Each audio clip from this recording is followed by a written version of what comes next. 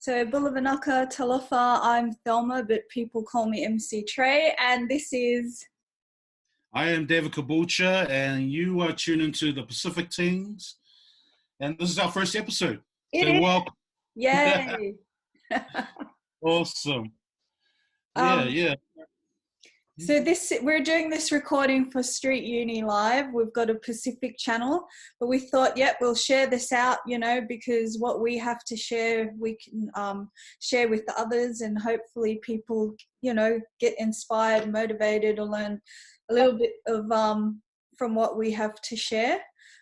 So we actually only met recently, right? And this is like one of our first online face-to-face convos. Yeah. So it's good. I had to put a face to the name as well. So it's awesome. And I'm based in Liverpool, Street Uni in Western Sydney, and David's based in...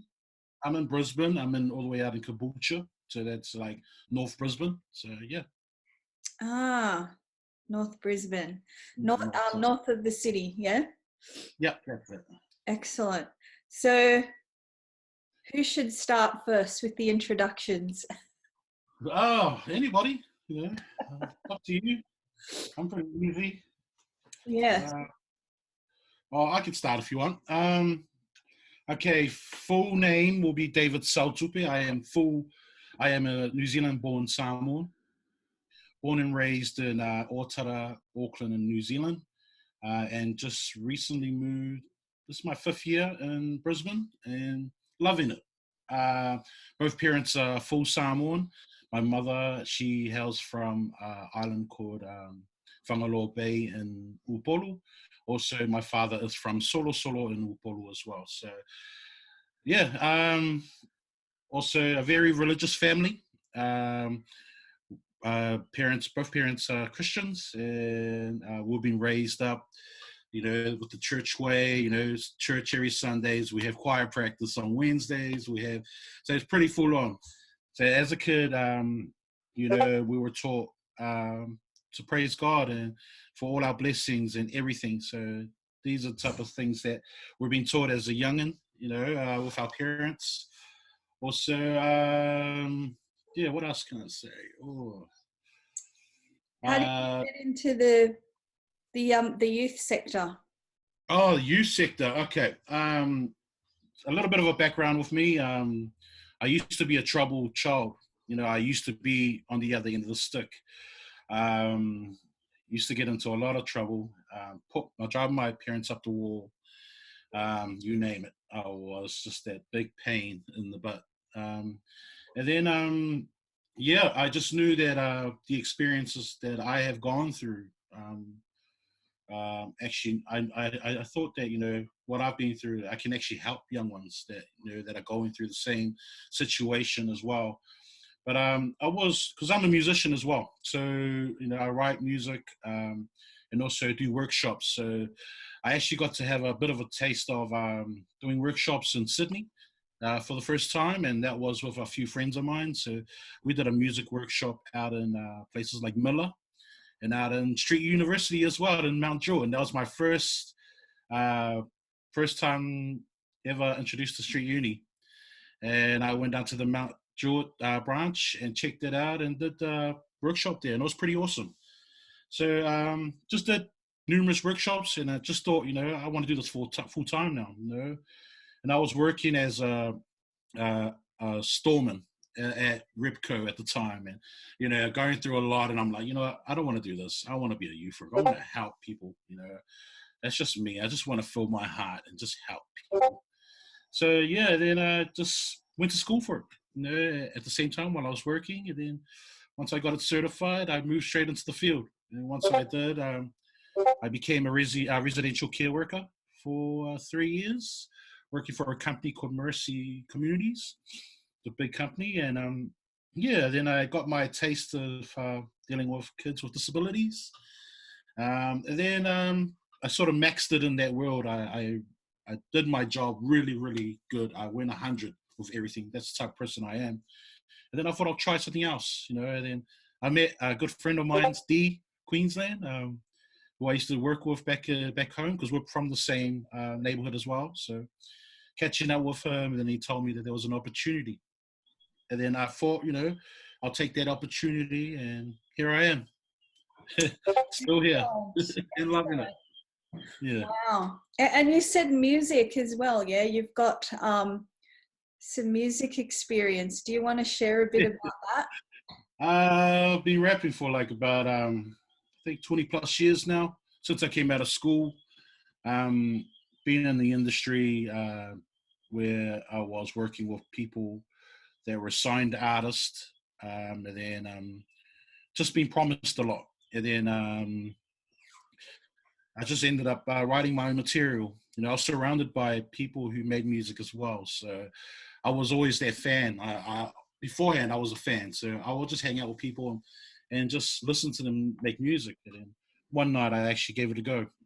When I did give it a go, I thought I'll put it on wax and record it. And and from then on, I just started creating numerous songs. And started working with a lot of people from over in New Zealand, a lot of people that are up there in the higher hierarchy, and it's pretty cool making connects with a lot of good people and keeping good business with them.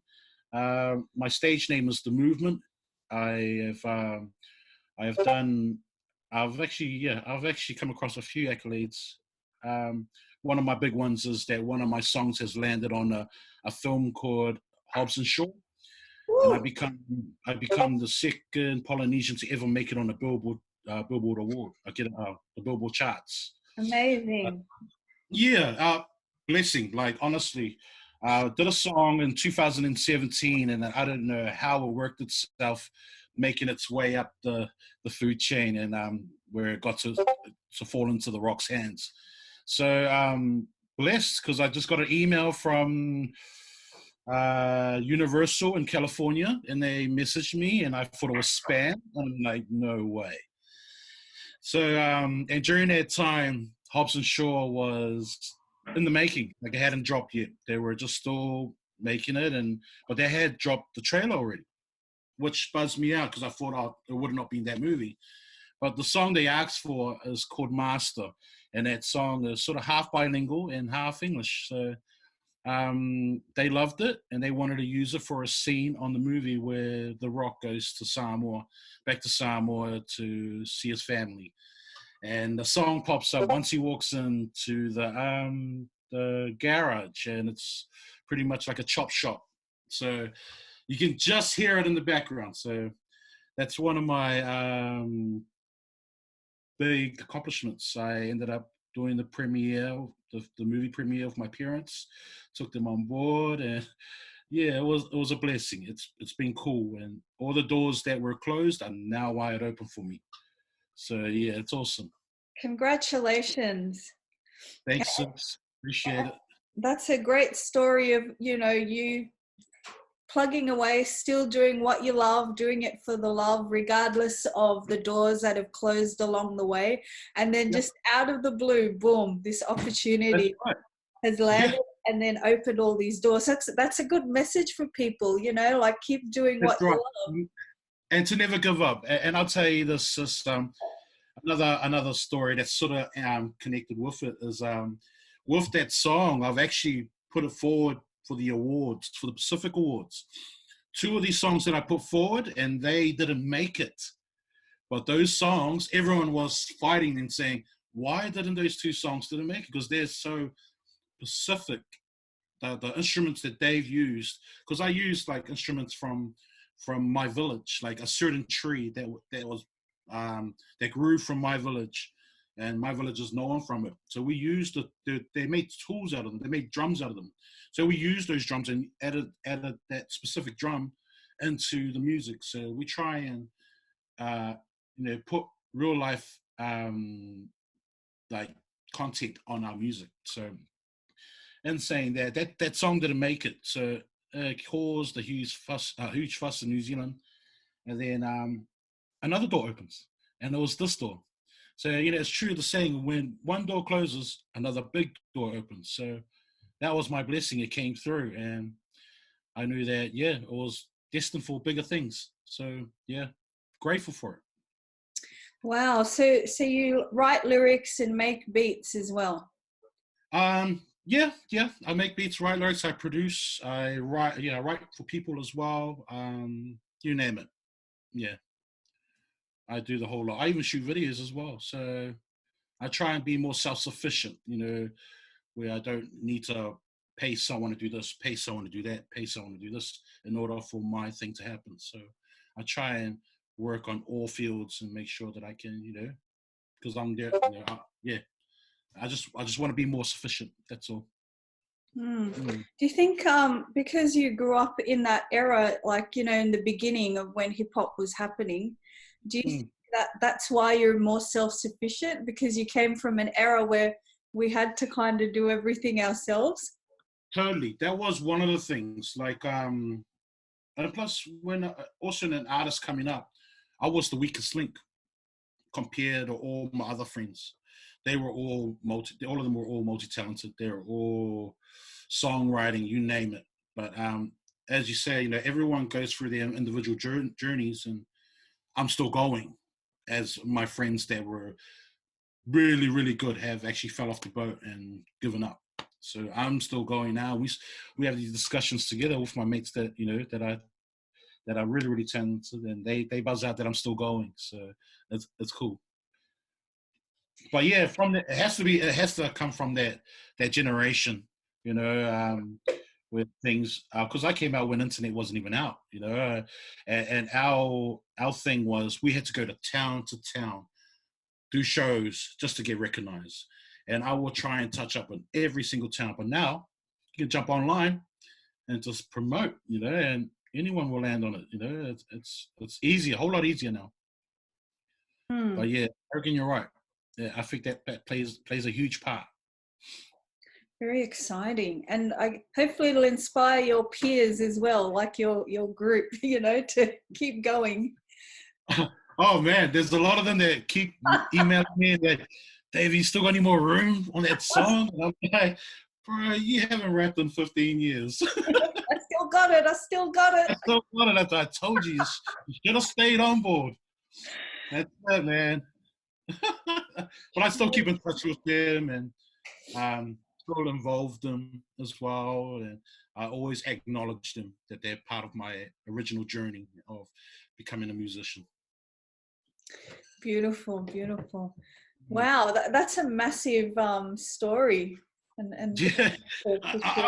I keep it on the low, but I'm one of those guys that when I'm a youth worker, I'm a youth worker. When I'm a musician, I'm a musician. So if Mm, I'm hired to be a youth worker, I'm strictly got my youth worker hat on. mm. Yeah, because it's yeah.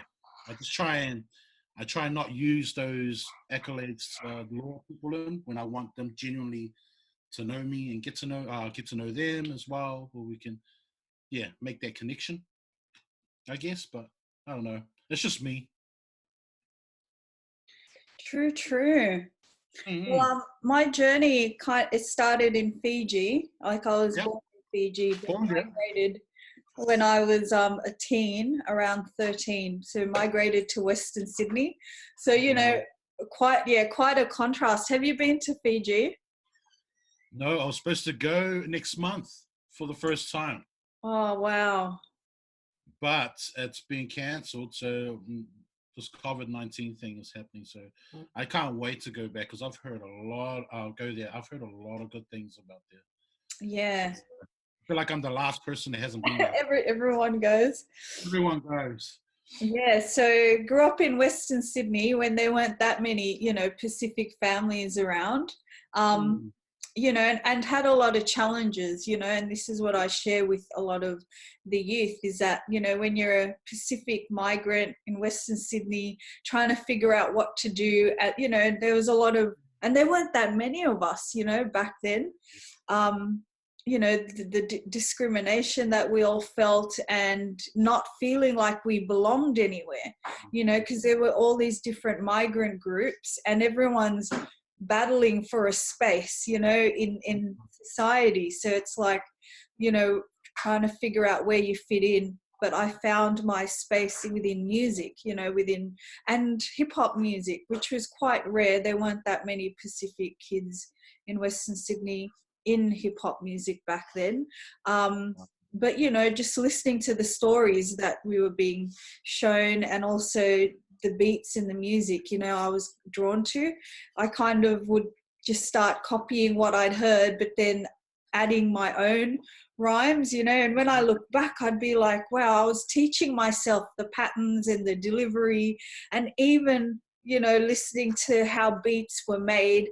And we had like cassette tapes, you know, so we'd like chop and splice and do all our mixes and all of that. And when I look back, I thought, wow, you know, we were teaching ourselves how to do all this mixing and editing and cutting up, and without even, you know, just listening to what we were hearing on the radio and going, I'm just going to try this and see what happens, you know. So I think that's the beauty of a lot of us growing up in that era, because we weren't given, you know, this is how you make it. We actually thought about it and figured it out, you know, and that developed our skills of our creative skills, and how to, and then it stayed with us, you know. So that's why I think today, when we're living in this digital world and using Zoom, it's easier for us, because we're used to investigating and you know, how does this work, how do we put all of it together. We weren't born in that instant, here you go, it's already done for you, take it. But you know, there are kids today that are interested in learning about all of this stuff and that history, so that's a good thing as well. So went into music, and then one of my first performances was at an open mic, and a friend of mine just said, you know, you should get up. And I was like, no. So I walked past, and my mate just pushed me into the cypher, and you know, Biggie beat was playing, and I'm like, okay, I've just got to do this. And then just from that one open mic, got offered like a TV show to host on the Fox Network, and then got to do a show, you know, with Slingshot Events, who's done most of the hip hop tours around this region, and you know, just from one mic session, and it just opened me up to all, you know, the peers, the managers, the music scene, you know, got a DJ, and everything just fell into place.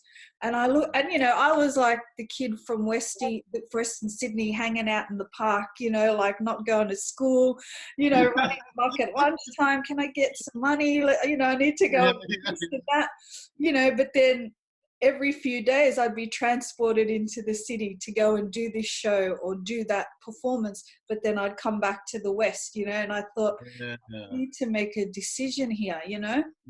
And most of my life has been like that, because I've still stayed in Western Sydney. I've moved to the city, but it's like, this is where our family are, this is where our Pacific events, you know. So I'm back in the West, but you know, the Lord has always been like, there's more for you, there's opportunity, you know, stay on path.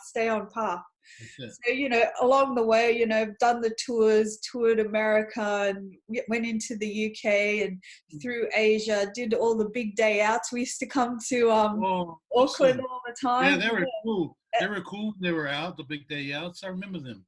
Yeah. Wow, that's all. The big day outs were great, because they supported a lot of us, like they gave us a lot of space. You know, I remember Caps did the big show. I remember Scribe would always do shows. Yeah, so, and you know, did a few tracks here and there, and you know, got promised a few things, signed some major deals. You know, that's what comes with the sport. Yeah. And I think but you know, that developed my kind of exterior and strength, and also just helped me to be independent, you know. So we put out our music, do our own thing, and you know, like yourself, still enjoy doing what I love, still doing the music and just pushing through, you know. That's it. Yeah. And getting into the youth work, that happened when we did a show at a juvenile detention centre. Like we did a hip hop play, and we took the play to, I think it was called Reby at the time, and did the show, and you could hear a pin drop. Like the kids were so engaged, and the workers were amazed, you know, and they would even come up and engage in the cypher. And, you know, from then on, I thought, okay, this is something that we can continue to do, and just started doing more shows, writing workshops, and then eventually thought, okay, I better study this and continue to push through, you know. So it's been a very blessed journey, but, you know, we're still young. So, you know, there's a lot more opportunities out there for us to share what we've learned and to learn from others, you know. Right. Yeah. You're right. Oh, that's awesome, man. Sounds like you've had so much experience traveling the world, doing something that you love, and man, and I can imagine how hard it would have been for you, you know, migrating over to Western Sydney and just trying to fit in. Like it would have been tough. It would have been really, really tough. See, me myself, I'm the opposite. I lived in the place where every single house in my suburb is brown. So everything that we have in Otara is brown, like everything. We have the biggest markets there. There's Polynesia everywhere. So I see that every morning when I wake up. When I wake up every day, you know, I'm that Polynesian. Wake up and everything, my surrounding, is all catered to me. So that's why a lot of people in my hometown don't even reach out because everything's just catered for them right there and there. You know, they got their place where they can go get their taras and green bananas. They got their place where they can go get their mackerel. They got their places, like, you know how the mentality they in. So that's the thing. In order for me to get out of Otara, that's why now I'm living in Brisbane, and it's allowed me to open my eyes and help more of our people, you know, that are out here as well. And it would have been hard for you. I can imagine how tough it would have been because Very challenging. yeah. Also with Western Sydney, just that the area, it's not a bit of a white picket fence area as well, eh? Mm. So would have been tough, man. It was, but the positive thing was we had a lot of kids that came from Aotearoa, you know, that had, like, they were the kids of, you know, the old school groups, organized groups from back then, and their kids. So, you know, we all kind of found a home with each other, you know, and family, and we all helped each other out. You know, we knew the city, we knew where to go in Parramatta, we knew where to go around the west, you know, to get what we needed. We all formed a network, you know, we took care of each other. So that was quite good. Do you still catch up with that group of people to this day? Or? I do still connect with them online. Okay, cool. Yeah. That's awesome. A lot aren't with us here at the moment, you know, but yeah, most of them we stay in contact. But it, you know, as you grow, you have these different social groups, you know, like the when you're a teen and the kids that you're hanging out with on the street, and then, you know, your music scene, and then your professional, and then when you go into work. Work. Like, so Yeah. many things. Yeah, true. Yeah, that's cool, man. That's awesome. And it's you know, it's good to share with the kids, you know, what you're going through now. Like next year it's going to be different. 5 years from now it'll be totally different, because when they're teens they only see today, you know. Yeah, yep, that's right. Sometimes they might think, oh, is this ever going to get better, is this ever going to change, you know. So yeah. Well, our generation back then, we were good at waiting. Like when things were going to happen, the change, we'll wait for it, you know, or slowly build towards it. But nowadays, I think they're wanting instant results now. You know what I mean? Like everything has to be real quick. The Which I don't blame them. Generation, yeah. Instant coffee, instant beats. Like, they don't even, like, some kids don't even, like, I was talking to this kid the other day and he was showing me these apps where he gets beats from, and I was like, wow. And, you know, they just tick, tick, purchase, boom. And I was like, wow. Done, all done. You know, it was so hard before, you know, you had to actually go to the shop. Yeah. Go to the shop. Hey, and it has to get in. We used to go look for records. Yeah. Oh, that was a bit of a mission, you know, going to look for certain records. But yeah, I'm still looking for certain records now to this day. I still haven't found them. I used to love traveling overseas and going to the markets, you know, and like finding records in the markets, and that was part of the joy, though, looking for that stuff, right, and finding it. Now, on Spotify, you'll find it. Yeah, true. Yeah. But it doesn't sound the same. It doesn't sound. Yeah, that's right. That's so right. It doesn't sound the same. Yeah. Yeah. Man, yeah, miss the old days, eh? But so when you migrated, like, which is only about 5 years ago, yeah. But Yeah. and you're working with a lot of young people. What are some of the issues that you're seeing up there? Up there. Oh, Challenges for the kids, or our challenges were in our neighborhood was gangs. Gangs. In my neighborhood, the only way that you could actually get out of the neighborhood is you either be a musician, you become a sports player, or you just become a drug dealer or a gang member. is this in Otara or up in? Yep. Oh yeah. This is Otara. So before I moved over, so the kids that I had to deal with were like the ages between 10 to 18, and they were a lot of the kids, even kids like from 13 years old, getting migrated into gangs. Like they're just pushing them towards to gangs and doing little jobs and trying to convince them and tell them that that's not the way to go, but they feel like that's the only place where they can get some money or to help out their mother.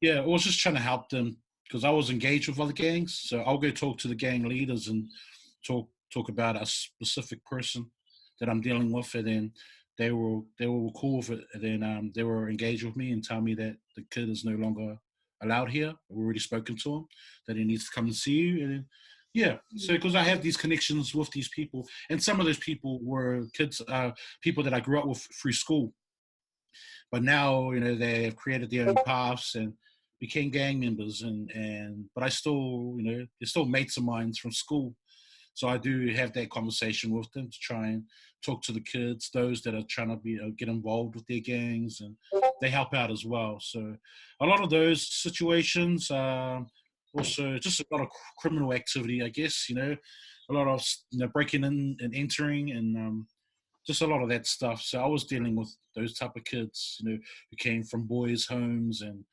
yeah, just try and help them make better choices, and yeah, just so they can benefit as well, later on in life. Hmm. Yeah, those are the issues that we dealt with over there. And it's good that the leaders, were open to assisting the young ones, as Yeah, yeah. well, and they were open to that. But in Queensland, are you finding similar issues or different issues with our youth? It shocked me really, like because I didn't know that there was a lot of. I knew there were a lot of Polynesians here, but I didn't know that there were a lot of poly kids going to Street Uni. So the kids that we deal with in Logan, majority of them are homeless. They got either no place to stay or they are living at a trap house where they sell drugs. So some of them are doing prostitution as well, just to make money. A lot of them, a lot of our clients come from juvenile detention, and part of the conditions is to come and see us. So yeah, we got all sorts, but majority homeless. Majority homeless. So we got a lot of good people that come through. They donate food to us. We got Oz Harvest who comes through and donates their produce to us, fresh produce and snack foods and other stuff. And then we have this other company called Adra who comes and donates our bread for the week. And then we have like our friends that come around and do donations and drop off food and all that stuff. But yeah, majority of the time it's all based on homelessness. A lot of our kids are sleeping at train stations. Yeah, and it's pretty bad. Are they, have most of those kids, were they born here in Australia or born? Some are born in Australia, but majority of them are born in New Zealand. So the kids that we see a lot of Kiwi kids come through. So, So and a lot of the situations, mother is on ice and father is in prison, so they're stuck in the system. Yeah.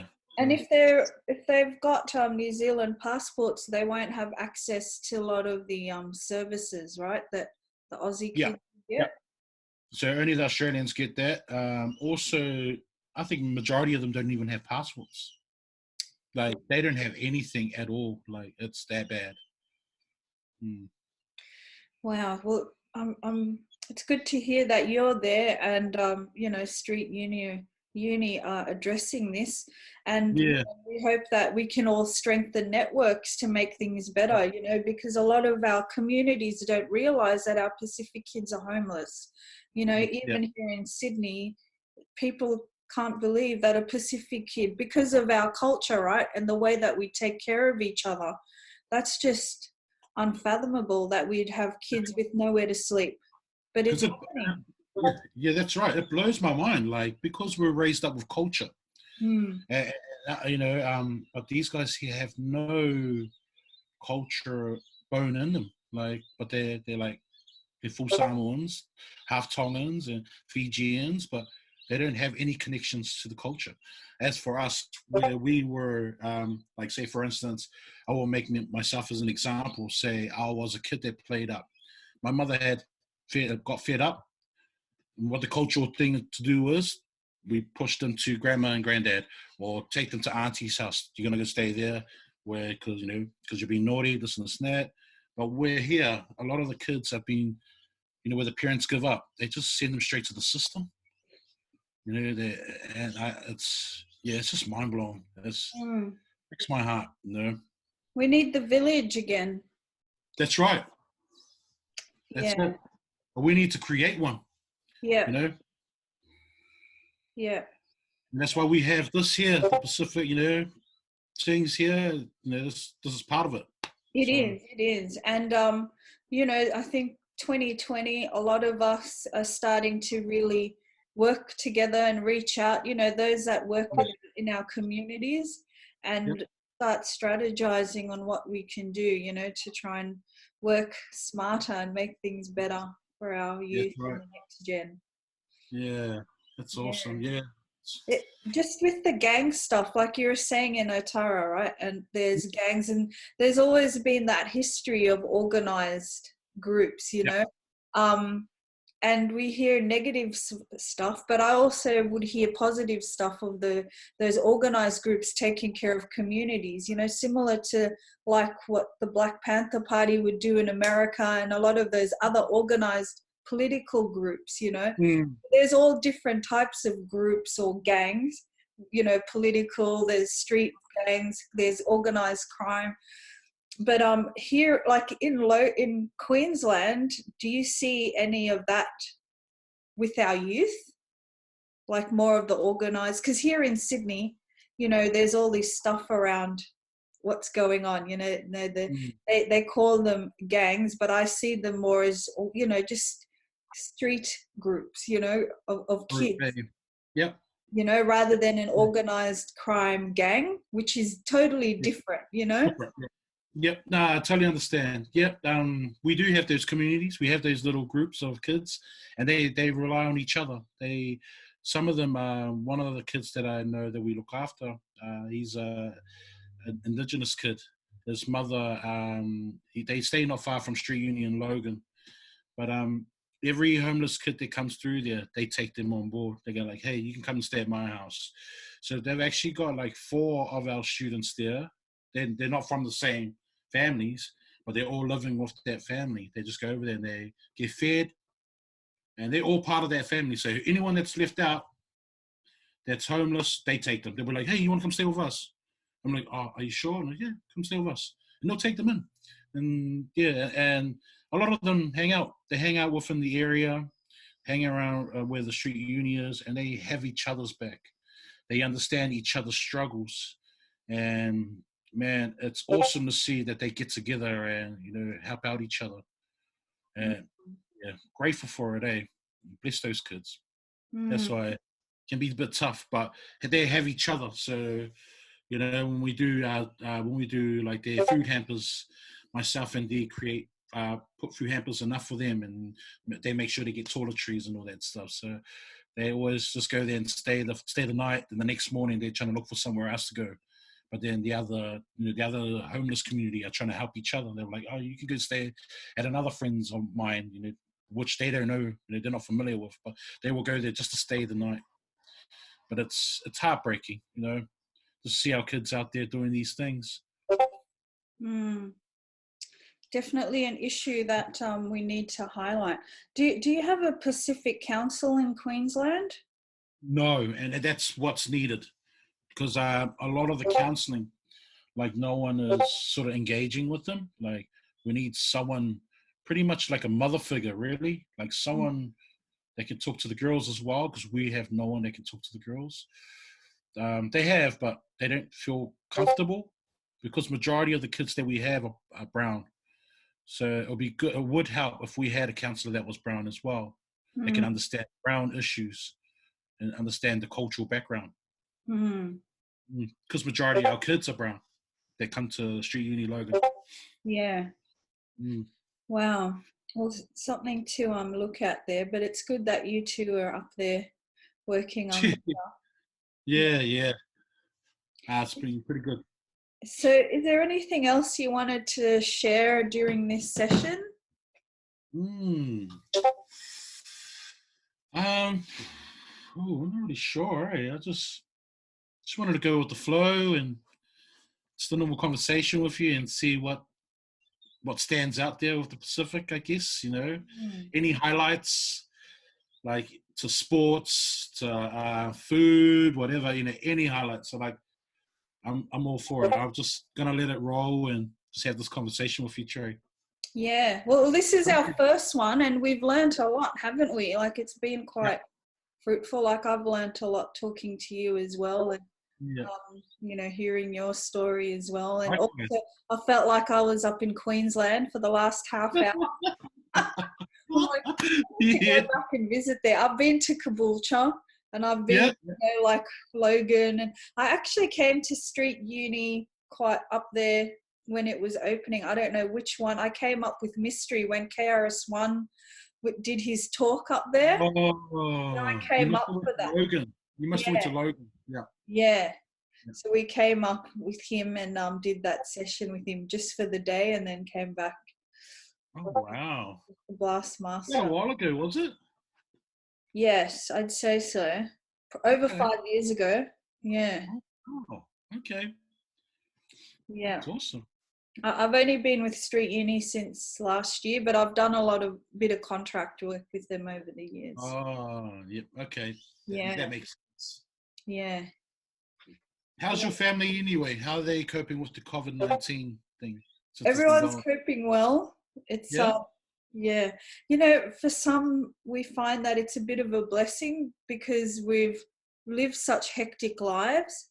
It's been put everything on pause where you just have to stay home and chill and take care of things in domestically, which has been a blessing for some, as long as, and everyone's well and healthy, and it's like getting back to basics again. People are talking to each other. When you go for a walk down to the park, you're actually looking people in the eye and saying hello. People are exercising now. Exercising and talking, So it's been a blessing, for some. And so it's been good, but we're back on track now to start functioning and getting back onto the race, Yeah. But hopefully, things will be a bit easier for everybody when they start. Because, time moves so fast and everyone's so busy. It's like, don't get time for people. That's right. It has to change. Yeah. My family is safe. They're good. My daughter just went back to school yesterday, so some good news. Oh. Having kids at home can be a bit stressful. Yeah, true. And when they're so bored, it's another thing. So, it taught us to appreciate our time, appreciate each other. We spent more family time. Like no more. We had to put away electronics. Made sure we grabbed out all the board games and started engaging that way. Started watching movies together, not the movie in every room, like in your own TV. So we got together, made some snacks, in-house, and then just watched the movies and just enjoying each other's time. And nice. It's been good, It's and you know what? It is a reality check. It was good that it allowed everyone to slow down a bit, because we do have hectic lives and it's so fast that we don't get to appreciate the simple things like family and all that stuff. So, it's been great. It's been all good. It's working from home as well. I didn't have to travel so far because I had to travel to Logan all the time. And it's like 45 minutes for me to get there and then 45 back. So I've been good. I've just been working at home and it's fine. It's so cool. Also allowing me to be creative more, you know, also, you know, just creating more content just allows me to jump on the music, the beats, and just make some music and do the stuff I love. But yeah, besides that, we've been great over here. So can't wait for everything to go back to normal. I want to go on holiday. Yes. I was supposed to go to Fiji, so we'll hopefully get to push that back a bit so we can go. So yeah. Soon. Soon. Yep. All right. Well, I reckon we'll wrap this session up, but we'll ask people to send us questions, or if they've got ideas for topics, and then for our I agree. session. And then we'll start having special guests in. Yes. Yep. You let me know when you want to do that, and I'll line the special guests for us. Excellent. In our Zoom session. All right. Sounds good. Well, good to talk. Likewise, sis. Thanks for that. That's us every Tuesday, though. We're going to have our chats every Tuesday. Yes. So that's awesome. Thanks for your introduction today. I got to know a lot about you now, and all good. Awesome. Okay. Yeah. You well, have definitely. a good one. You too. You take care, right? Okay. Right. See you. See ya.